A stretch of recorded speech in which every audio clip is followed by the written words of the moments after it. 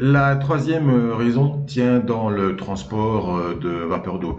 Et nous sommes toujours avec ces cartes du 3 février avant que la rivière atmosphérique vienne percuter ainsi les zones du Portugal, de l'Espagne et du nord du Maroc.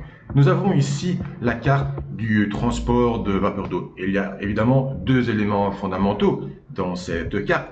Il y a évidemment la quantité qui est mesurée en kilos et puis il y a aussi la vitesse mètres secondes.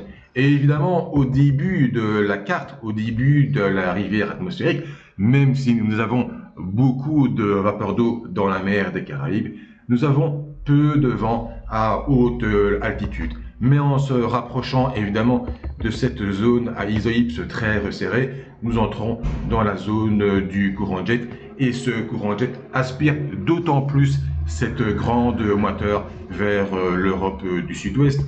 On peut le voir avec ses couleurs rouges et même grises. Nous sommes vraiment avec des valeurs très élevées. Et s'il y a une plus grande vitesse pour transporter cette vapeur d'eau, eh bien, il y a moins de temps pour perdre cette quantité de vapeur d'eau. Et donc, elle arrive nettement plus vite vers les côtes du Portugal et de l'Espagne. Et donc, cette moiteur colombienne et caribéenne peut vraiment se déverser sur ces zones avec un fort potentiel orographique.